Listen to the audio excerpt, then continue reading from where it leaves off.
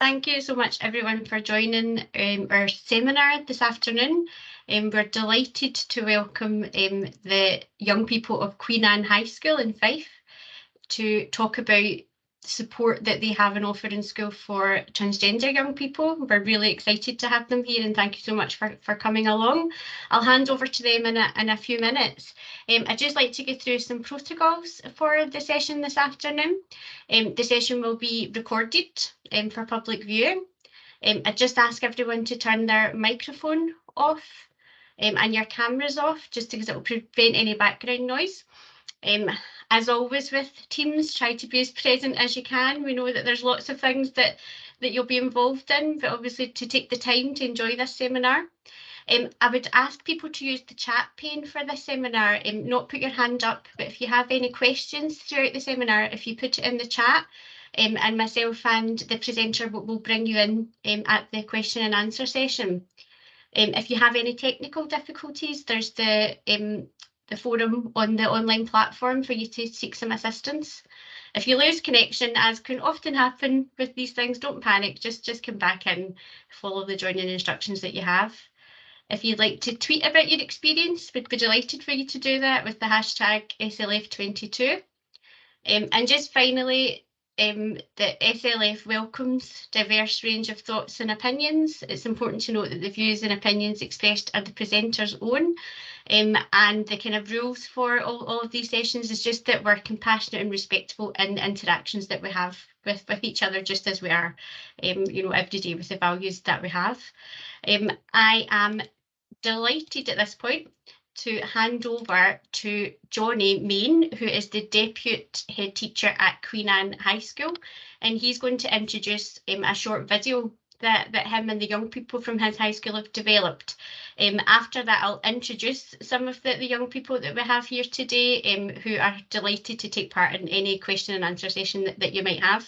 So, Johnny, without any further ado, I'll hand over to you. Thank you. Thank you very much, Cheryl, and good afternoon. Thanks to those who've joined us this afternoon. This is not about me, it's certainly the young people who were joined by who Cheryl will introduce us to a little bit later on. We have a fabulous and I believe a really powerful video to show this afternoon. It is 26 minutes long. However, the young people, staff and parents within our community put this together very recently, just last year, and it's actually sought quite a lot of attention. What I would recommend is that everything we do here at Queen Anne High School has equalities, equity and inclusion at the forefront. A lot of the video and a lot of what we do here at Queen Anne is based on the government guidance which came out in August last year, supporting transgender young people in schools. We hope that this video makes every young person at Queen Anne more comfortable in their surroundings, but also it highlights awareness to parents, carers and staff of the needs of every young person, including transgender young people at Queen Anne High School.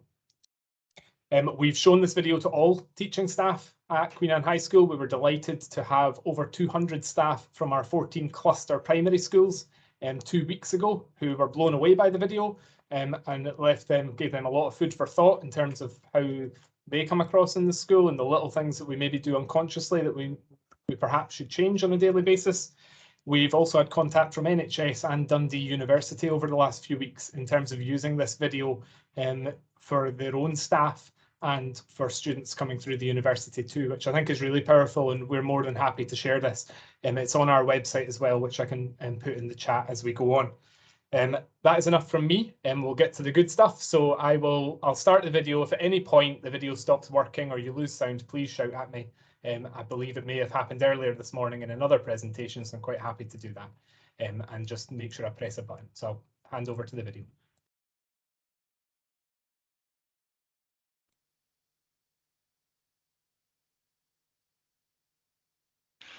So when Rue was a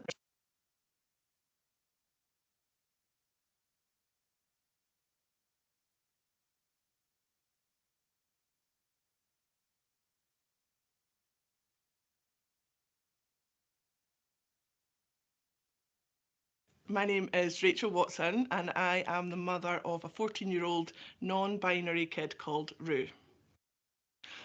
So when Rue was about 10 years old, they started wearing their little brother's clothes. They're quite close in age and size, so it was easy. And we just sort of let it be for a while. And then I thought it'd gone on for kind of a few months, and I thought there's a whole range of reasons why this might be the case. Starting from boys' clothes are more comfier, because they are, to I want to be a boy, and like a spectrum in between of reasons why they might be doing that. So we had a chat, and I sent Rue away with some kind of resources to look for, and it happened during Pride Month, which was quite handy. So kind of TV, YouTube had loads of things about Pride Month, and they came back to me and said, I think I'm going to embarrass my kid by saying this. I think I'm gender fluent. And I said, I think you mean fluid, darling. And if that's how you feel, that's great. I wasn't sure that that's what it was. I suspected that they were more non-binary, kind of a neither gender, kind of more strongly, rather than somebody that switches between the two. So I said, go and research what non-binary means, and then still, even with, I think I did a good job. I think I was supportive. I think that I was quite well educated before the conversation. And even with offering that kind of love and support, Rue still kind of wrote me a coming out letter and was really nervous about telling me that they were non-binary, even though it was me that had suggested that they might be. And so it was a massive deal, and it was really quite emotional and stressful for them. And I remember we sat on my bed side by side, and I told Rue, I said, if there's any way that I've kind of tried to raise you, it's to know that you're not limited by society's expectations of how a gender should perform. You know, boys don't cry and girls can't drive and all that nonsense. It just doesn't, I just don't think it should exist, honestly. And the relief that kind of washed over Rue's face when they knew that I was accepting them as they are was just palpable. Hi, I'm Ash, and I'm a non-binary pupil at Queen Anne High School, and my pronouns are they, them. Queen Anne's been like really helpful in my coming out and also how I discovered my identity. They made it a comfortable and like supportive environment, especially in guidance and with my teachers, so I was able to properly figure out who I was as a person without feeling that like heavy judgment that I was expecting to feel. And it's also been really good with when I came out because it meant that I wasn't as, again, judged because I had that support system to help me feel better about telling people my name and pronouns. The Equalities Club has done a lot of stuff for the school but also for Fife, and one of the main things we did was the Fife Equalities Network, which was when we met up with a lot of different equalities clubs from loads of different schools in Fife, and we spoke about like what they do, and also in general like we made a lot of friends, and we spoke about our identities and how we've had it in school, which was a cool way to compare our experiences. But we went to Gunrothis, they came here, and the teacher who ran equalities at the time, Miss Hudson, was really passionate about it, which made it feel like a lot less of a kind of duty and more of a like a fun club activity. And now with Miss Duff running it as well, it feels, it's a nice space to be, and I'm excited for like what we do with it next. There are a couple things that aren't so great, but one of the things that I think I'd like to see change is teachers' approaches in classrooms specifically to transphobia and homophobia, because a lot of times you hear something that obviously isn't okay, and teachers will just shout. But I'd much rather, like for example, with what my English teacher does, Miss Dodkins, my old English teacher, she, instead of shouting at the student, would just educate them, as well as like Miss Ballantyne, and a lot of my teachers that have kind of learned that shouting at someone who isn't actually aware that what they're saying is hurtful doesn't really help, and it's made me feel a lot better when I see teachers taking a head-on approach instead of just brushing past it. My name is Kai Ness. I'm a 16-year-old transgender pupil of Queen Anne High School. The school has supported me in a lot of different ways. There was the Pride Club and a lot of different teachers who have opposed a lot of transphobia and homophobia in classes. One of the projects I've led in the school is the S1 Health and Wellbeing Fair. We went down to the assembly hall and we spoke to a lot of the S1s about the Pride Club and what it meant and what we did. A lot of the S1s joined, too much for us to handle. At Queen Anne, I've led a lot of assemblies and talks to a lot of other year groups. We talked about what it means to be transgender and how to combat bullying and homophobia in the school. One of the great things Queen Anne has done is implementing gender-neutral bathrooms. I'm Pandora and I'm an ally for trans students at Queen Anne. I've helped in lots of different projects at the school, including things such as putting in the gender-neutral toilets and talking to both teachers and pupils about inclusion at the school and trying to support them in any way we can. We created a presentation to show to the teachers to show about gender roles and similar, and then took lots of questions from them so then they can have a better understanding. We also made a presentation to show to all the year groups during the assemblies and similar to help them understand the diversity at the school. I've been asked to speak about sort of what the school could do to be more inclusive and diverse, but I have to admit, Queen Anne as a school is pretty diverse.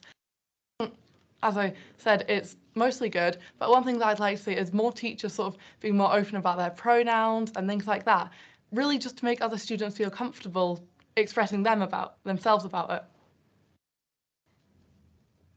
My name is Mars Ferguson and I'm an S2 transgender pupil of Queen Anne High School.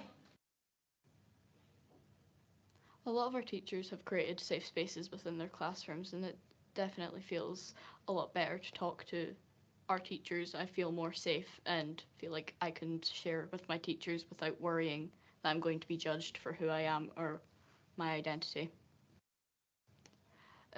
I changed my name roughly around S1.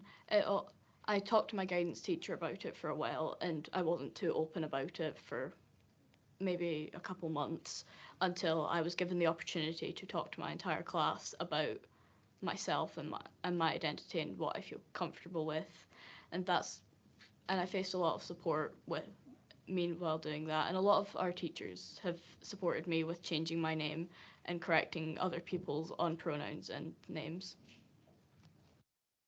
Hi, my name is Lynx and I'm a transgender pupil in Queen Anne High School, and I prefer the pronouns they, he, it. One of the things that Queen Anne has done that helped me out was they changed my name on the register really quickly, and I think hearing my name for the first time on the register really sort of just helped me feel more comfortable, and they were extremely supportive, and with every sort of tweak that I told them, they went along with it with no questions asked. My name's Debbie and my son Kai is in S5 in school. He is transgender male. He came out to me about 4 years ago. He came out as gay first, which was not a shock to me. That was not even a little bit. But even so, he knew I was really understanding. He still got one of his friends from school to phone me and leave a voicemail telling me that Kai was gay and he was too scared to tell me. And I remember that day because I thought, what an idiot. Why would you be scared? I've done nothing but make it clear that you are accepted here. But so I was a little bit upset actually that he didn't trust me to come to me straight himself.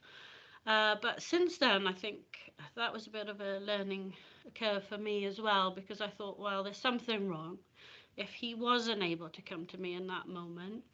So I put a lot of effort in myself, which I'm glad, because around the corner was a few changes. So then he came out as non-binary. I really struggled with non-binary pronouns. I was okay with the concept of non-binary, obviously, but oh gosh, I really took me a lot of effort to try and get them right. And no sooner as I thought, oh, I've nailed this, he comes and tells me, actually, I think I'm a boy.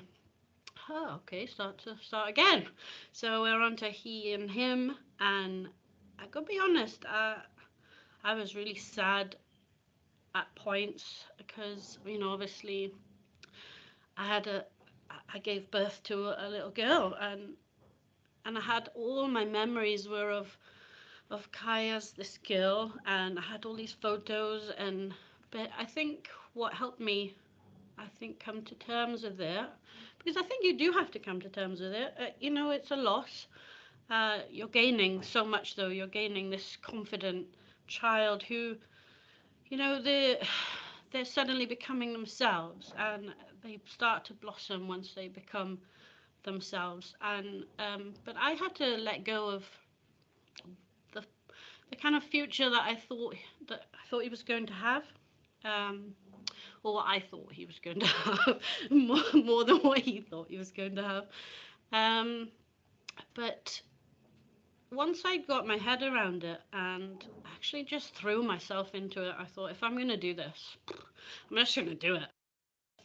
It was empowering for us as well and I think I saw that in us. I think he saw that we loved him so much that it was okay to be whatever he wanted to be. And I always made a joke to Kai when he was growing up that I don't care if you marry a man, a woman, or a goat. So Kai always came home and said, well, at least I'm not marrying a goat, Mum.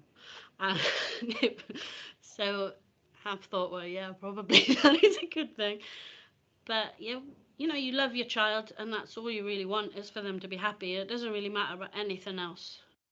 Apart from his friends, definitely the Pride Club in school. He really enjoys attending the events that they hold. And he's actually thrown himself into it a lot more this year, and he was really proud to be able to head up a few things a bit, because he's a bit older and he's so much further along in his transition. But also more recently, the guidance teacher that he has now has really taken up a lot of, because Kai has a lot of anxiety about things, because obviously he's been through a lot, and I sometimes struggle to get that point across, but the guidance teacher in the school is really good. So, you know, if we support our kids and to make them feel confident in themselves, then the things that happen in school or on the bus or out in public, they don't get as affected by them, because they know there is a safe place for them, and they are loved, and it is okay to be them.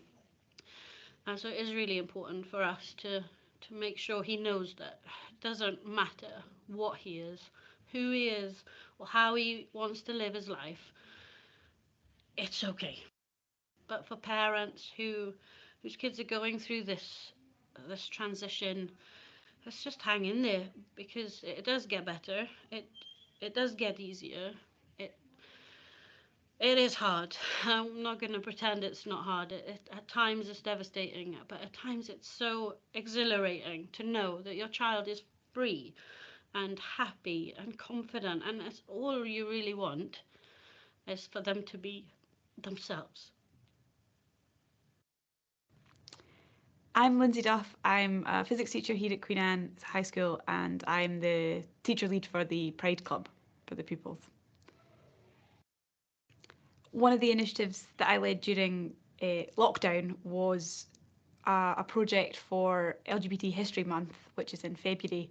I asked fellow staff members to submit a Flipgrid video telling their fellow staff and pupils about their particular LGBT hero and why that person was such a positive influence in their life. And I think it was a really positive experience for pupils to see that their teachers had these heroes who were LGBT and like them. And hopefully I think that we all learned about some people that we hadn't maybe heard of before, or maybe learned that they were LGBT and we didn't know that. So I think that was a really positive experience. It's really important that we are embedding LGBT people into the curriculum. It's part of a new Scottish Government initiative. We're the first country in the world to be doing this, and it's really important for pupils, both LGBT and non-LGBT pupils, to see that there are many successful LGBT people throughout history, in all fields, whether it's sport or history or science or art, that these people have rich and varied lives and are successful and are making contributions to human history, and that they are really important and they should be celebrated. We're obviously doing something right here at Queen Anne, I think, because we have an absolutely huge number of pupils attending the Pride Club. We've had to split it into 2 rooms because there's so many people want to come along at lunchtime and share their experiences. I think that things are getting better here at Queen Anne, particularly for transgender pupils, now that the government has given us some guidelines and sort of laid out a process for us to follow to help them after pupils come out and might want to change their name or their pronouns. It's a much easier process now, and hopefully that will continue to get better as more pupils feel comfortable and able to come out. From speaking to some of the pupils at Pride Club who came out a couple of years ago, they were sort of complaining a little bit and saying like, oh, I spent ages trying to get my name changed, and now people who want to change their name, it happens really quickly. And then they stopped and they were like, no, that's actually a really good thing. I'm really glad that it's easier for people now. So that's definitely a positive sign for the future. My name is Gareth Surgey, known to the pupils as Mr. Surgey. I am a CDT teacher. I'm primarily teaching engineering science just now. And I've been at Queen Anne for, oh my goodness me, that's a long time now. 17 years, I think it is, I've been at Queen Anne. The challenges of parents now when it comes to getting names, gender, pronouns right, yeah, it's significant for many staff. We also have the issue of maybe the child hasn't communicated that home. And so that will create a bit of angst for a teacher, because we all want to get that sort of thing right for that child. So this is a cultural shift that we need to be aware of, and it's not going to happen overnight. But as teachers, we need to be alive to that, and hopefully both the student and the parent will be aware that this won't happen overnight, and that it's a massive cultural change that needs to happen, and we've legislated for it. But you can't just legislate for something and expect it to happen. It has to be embraced and it has to be considered, and it will happen, but it will take time. Hi, my name is Jerry Dewar. I'm a principal teacher of guidance at Queen Anne High School in Dunfermline. I've been in the role of guidance for the last 10 years, and the last 6 years I've been at Queen Anne High School.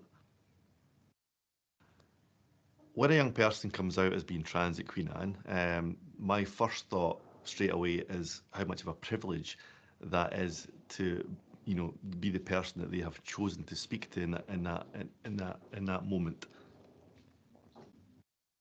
I think it's important at that point in time that you don't panic and you just listen to what they've got to say and try and offer as much support as you possibly can. There'll be times where you're not sure of what to do next, but you need to reassure that youngster that you will obviously take them seriously, not judge them, listen to what they've got to say, and then try and advise them as best you possibly can. I would always ask them what support they would like to receive from me and from the school, the kind of wider school community in general, and then pretty much take it from there. At this point, it's always good to have the conversation regarding any name change or pronouns that the youngster would like to use. It's also important to find out if those pronouns are going to be in use all the time or only in certain situations. It's also a good idea to ask permission if you can share this information with staff in school. Who will that be? Will it be all staff or just the classroom teachers for that individual? It's also important to know how things are at home and if home are aware of the situation, because in many cases when a youngster comes out as being trans, they're not, parents are not aware, and we have to be extremely delicate in that situation because it's not our place to then contact home to effectively out that person. So we need to establish who knows what, are they being supported at home, and if not, will that conversation take place at any given point in the future? Once you've established that, if home are aware, you might want to discuss with home but that's not necessary. I would always finish the chat with the youngster asking if they feel supported, and also planning to meet up with them again in the very near future to check to make sure that everything's okay. Okay, it's my job as a guidance teacher to try and remove any barriers that our youngsters have to reach their potential. So as a result, in PSE lessons, we tackle LGBT issues mostly in S2 and S3.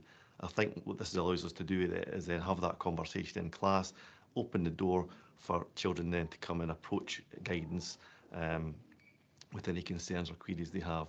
They are part of these discussions in a classroom, and as a result, they are seeing teachers openly challenging kind of any prejudiced or discriminatory comments. By tackling these issues in PSE, it allows us to challenge and educate youngsters on, LGBT issues.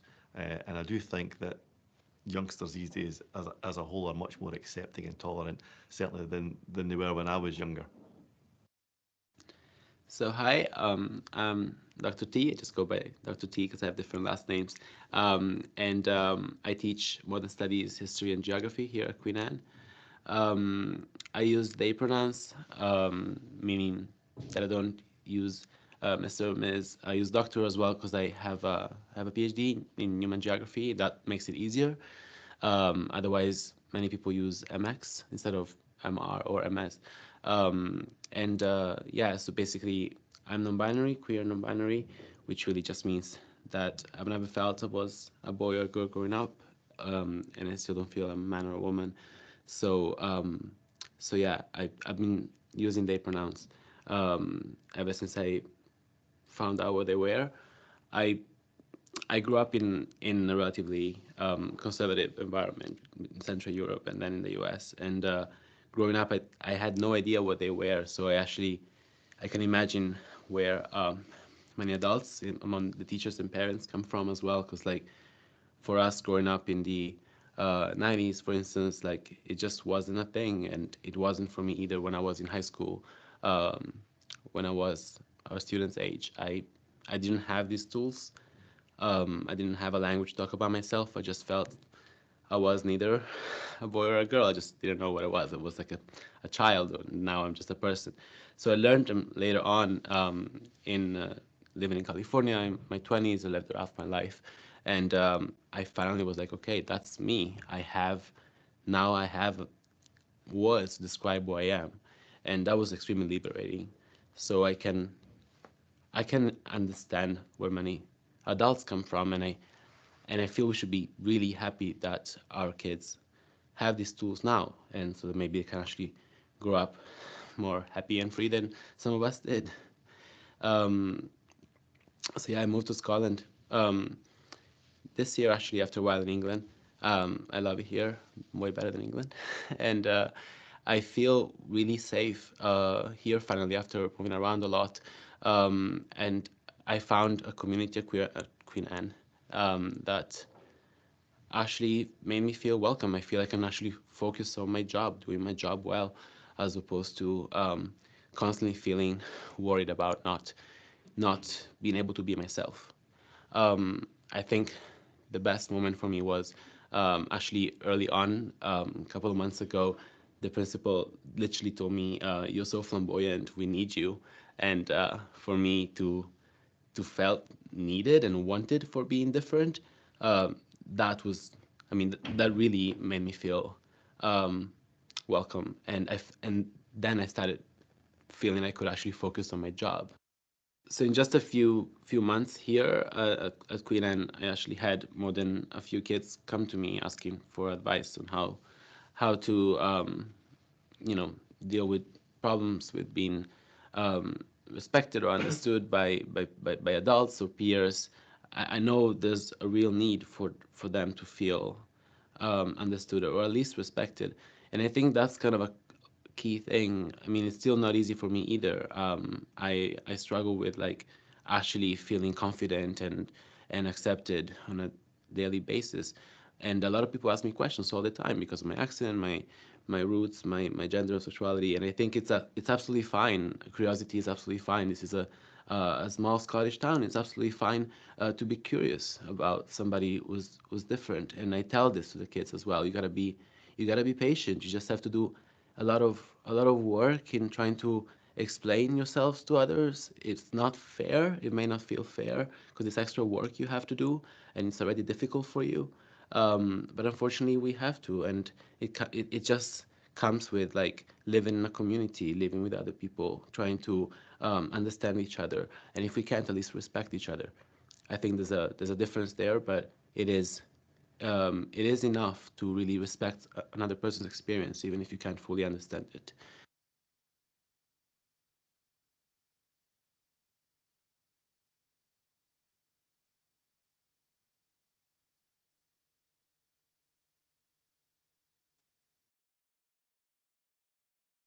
Wow. Thank you so much, Johnny, and the young people of Queen Anne for sharing that really, really powerful video.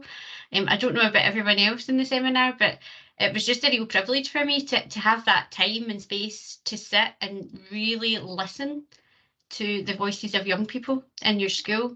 It was really, really powerful.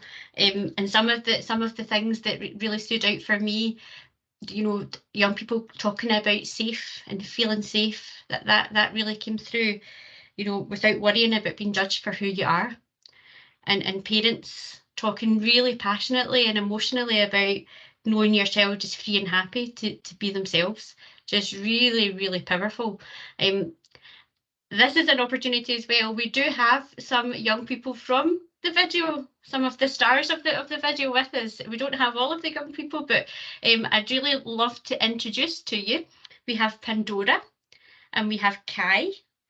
Oh, and they're waving just now. Kyan, Lynx and Beck, thank you so much for sharing your lived experience and the work that you've been doing in your school at Queen Anne. It was just a real privilege. I'm going to really throw it out to the chat here and see if we do have any questions for you. But I know folk will just be sitting probably just in awe at the minute of the video and really wanting to take that in. So I'll just have a look just now.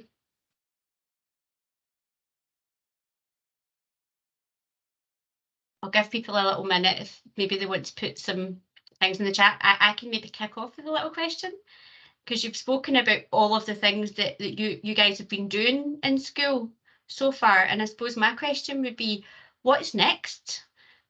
If you get any plans for how you're going to keep moving forward with this, so that young people starting in school at S1, have that this experience keeps progressing.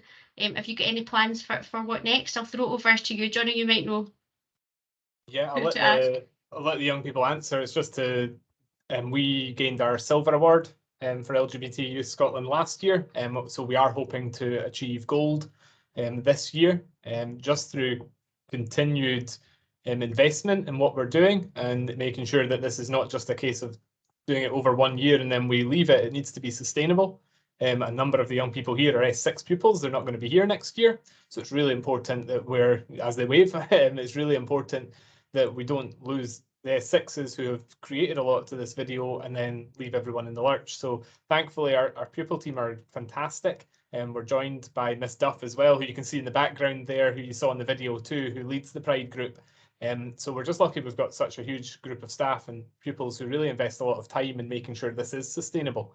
I'll pass over. I think Kai looked like they really wanted to come in there, so I'll maybe pass over to Kai because they'll be able to give us the exact details of maybe what we're planning over the next wee while. Hello. We've got a lot of plans going forward to do with art. So we're doing a exhibit about diversity and acceptance in the foyer of the school and the learning hub. We're also going forward to, do you want to talk about what else we're doing? See, we had this assembly thing happen, 3 weeks ago now, and we had a lot of primary teachers come up to us, not just like us two, but like the other three as well, asking about our experiences and asking if there was an opportunity we can go out to primary schools ourselves and talk to them, like kind of like year to year or something, and share our experiences and just let them know that we're not alone and all that. Yeah. Where did that happen? Thank you. I don't actually, there's not loads of questions, but there's loads of comments, and they're all just saying that they think the work that you've been doing is fantastic. I'll just read some of the comments to you, that just so powerful hearing your testimony and the difference that you're making to Queen Anne. And the difference as well, obviously, Johnny's saying you're 6 year, but that you're still thinking about the difference that you can have for young people starting school. So that's fantastic. We do have a question from Gillian, if you'd like to come in. Thanks, Cheryl. And like others in the chat, I think that was amazing. It's been a real privilege to hear those stories, both from the pupils, but also from the parents. Really honest reflections.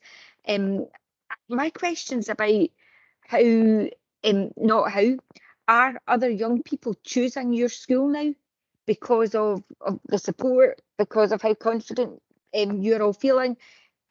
Do people want to come to Queen Anne now? Or do young people who want, this is a rubbish way of asking a question, do young people who want to come to Queen Anne, are they choosing it for some of these reasons?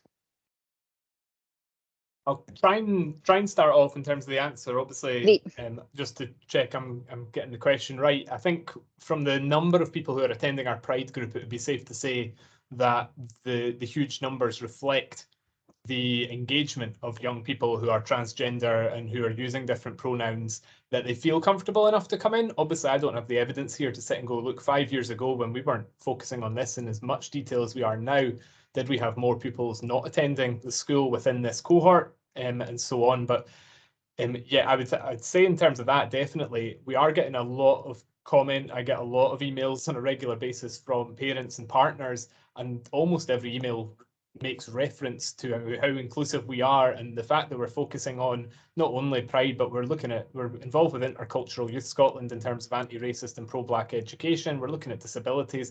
We're really focusing on all of our protected characteristics and trying to add pupil voice to each of them to make sure every young learner feels as supported as they can. So I think enough people in our community are now starting to hear how inclusive we are, and that we are looking to support every young person. Fabulous. Thank you. Thanks so much, Gillian, for that question. We've got a few other questions in the chat now as well. Jess, would you like to come in with your question?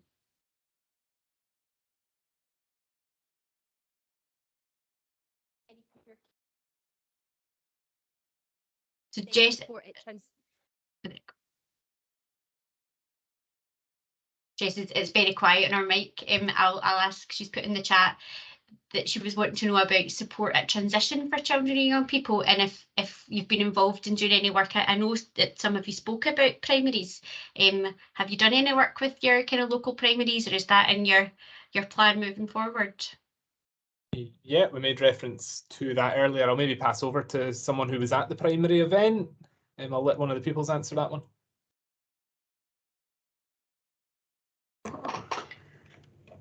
So one of the things that we looked into was planning on going to primary school slightly later, and sort of working on the transition period for the next group of S1s coming up, so then they can understand what our values and our support with them.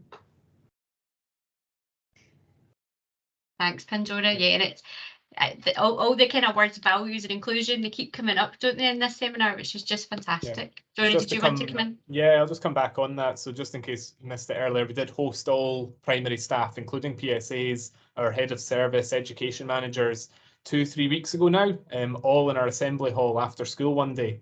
And we showed that video to all of them. We had a wee bit, about half an hour afterwards, for question and answer, which our young people did a fantastic job in taking some questions, and a lot of questions which primary teachers maybe haven't thought of before, and that's not no disservice to them at all, but it's maybe little things that we do at primary school in terms of, right, boys and girls line up there and there. These little things that actually can make a huge impact on a young person that we're maybe doing unconsciously, and is there a need for it? So it's really starting to challenge these unconscious biases that some may hold. And we got a huge reaction from it in a positive way, in terms of people thinking a little bit more about what they do on a daily basis. And we've then recommended a number of pieces of literature. We gave out some books as well for primary libraries to support young people coming up. And as Pandora said there, we're looking at getting out to the primary schools this year and speaking to hopefully mainly primary 7 pupils before they come up to ensure that their transition is as smooth as possible. Fantastic. We only have a few minutes left. I know it's whizzed by, hasn't it? It's been fabulous, but maybe just finish on this question from Selma, who's asking you for some advice about starting a pride group in their school. You know, if for schools who maybe don't have that, have you got any advice for other schools out there? I don't know who wants to come in that. I'll let a few of the pupils come in. I don't know if my staff wants to come in on that as well, because it's not a quick fix. It doesn't just happen. It definitely takes time. So I'll maybe let some of the young people who haven't had a chance to answer just if there is any advice on what's important to get a pride group up and started. With the support and all that of starting a pride group, we just kind of say go for it, because it'll give people a place to feel like safe. It'll give them like a safe space, because I mean, I didn't feel that particularly safe until I actually found this group and found what this group actually does, and it's helped me find out who I am. I'm sure with a lot of kids, even some of us just sitting here. So if you're questioning about starting a pride group, just go for it, because I can assure you it'll make kids just feel so much safer, and maybe just give them like a safer space than what they already have to just figure out who they are when they choose to and how they Better something than nothing. That is very true. But one thing that I'd recommend is putting it out there. Put posters up, tell teachers, tell students, do an assembly, because I didn't know it existed until my guidance teacher sent me to the club. And I didn't realise it was here until one of my friends, Kai being one of them, actually mentioned that there was a pride group and to come along. So I think it's important to go on with stuff. Hear me. Go on with to stuff. Make sure that the kids know that even if they're not LGBT themselves, that they can come along. Mostly because they might not be ready to come out. So if you emphasise that you don't have to be LGBT to come to the club, then if they come along and they start to make friends, then they might feel that it's safe for them to come out. And obviously, straight friends can come too. But I think it's that if they're not ready to come out, try and encourage them that coming to the club isn't just outing themselves, to try and make it really safe for everybody. Just a wee safe space that gives people a place to Get go. some board games and some colouring in and Yeah, things like that. Yeah, it just gives them a place to go. I love that advice of, you know, the advice is just do it. You know, it's really important, and it make that a safe space. It's great advice. If at the beginning you don't necessarily have people coming along, sort of having that space where even if say 2 people come along, it's still a safe space for those 2 people. Even if it's like 2 people or 30, it continues to be that safe place. Thank you so much. And I think that we could probably continue this chat for longer, but unfortunately the seminar is coming to a close. And I don't want it to cut off before I get an opportunity to just say a huge thank you to Queen Anne, to your deputy, Johnny, who's you know, helped to pull together the video with all of you, and your teacher. I can even just see the rapport that you've got with your teachers. And creating that safe space, which is fantastic. We know it's really nerve-wracking coming along to do something like this, but you've just been an absolute credit to your school and your family, so thank you so much. And I know that this is a conversation that's not finished, and it will, you know, that we'll continue to work with you and continue to have these conversations. But thank you so much for coming along today, and thank you to everybody who's given up some time this afternoon to come and hear this fantastic seminar. I'm sure that you've got as much out of it as I have. So thank you so much, everybody. Thank you.